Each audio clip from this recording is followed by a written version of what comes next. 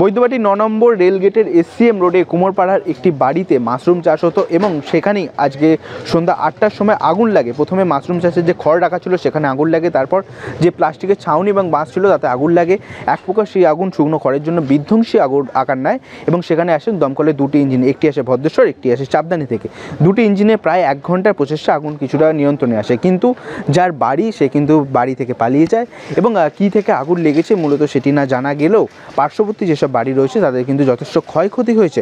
এবং পরবর্তীতে যেটা জানা যাচ্ছে যে শুকনো খড় রাখা ছিল তাতেই কোনো রকম বস্তু পড়েই কিন্তু আগুন লেগেছে এবং মাশরুম চাষ হয়েছিল তা কিন্তু সম্পূর্ণ পুড়ে গিয়েছে এবং কিছু খড় বা বাঁশ যেগুলো ছিল সেগুলো কিন্তু পুড়ে গিয়েছে। দেখলাম প্রথমে আমাদের এখানে যে ফায়ার হয়েছিল, আমাদের যে কাউন্সিলর ম্যাডাম আছেন, প্রিয়া ম্যাডাম ফোন করেছিলেন, তাতে চাপদানি ফার্স্ট এসে কাজ শুরু করে, তারপর ভদ্রেশ্বর এসেছি, আমি ভদ্রেশ্বরের ওসি, তাতে কাজ শুরু করে এরা ফায়ারটা সম্পূর্ণ কন্ট্রোল করে ফেলেছিল।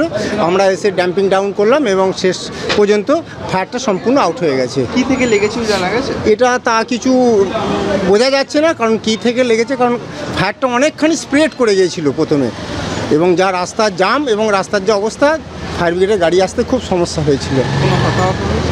হ্যাঁ, কোনো হতাহত হয়েছে না, কোনো হতাহত নেই, কোনো ইঞ্জুরি নেই, এমনি সাধারণ ফায়ার এবং সেটা আউট হয়ে গেছে। আপনার নাম? আমার নাম আমি শ্যামসুন্দর পণ্ডিত, ভদ্রেশ্বর ওসি।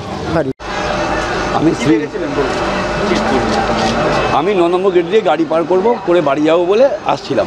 ইন টাইম ওখানে প্রথম আগুন দেখতে পেয়ে গেটম্যানকে আমার গাড়িটা দেখতে বলে ছুটে গিয়ে বাড়ির মালিককে ডাকতে যাই। বাড়ির মালিককে প্রথমে পাইনি, উনি কলকাতা গেছেন। সঙ্গে সঙ্গে ওনার বাড়ির লোককে বা পাড়ার লোককে ডাকি এবং আমার ভাই যেহেতু কলকাতা একটা ফায়ার ডিপার্টমেন্টের অপারেটর, সেই হিসেবে সঙ্গে আমার ভাইকে ফোন করি এবং আমার ভাই চাপদানি ফায়ার ব্রিগেডকে ডাকে এবং নেওয়ানোর যত ব্যবস্থা নেয়।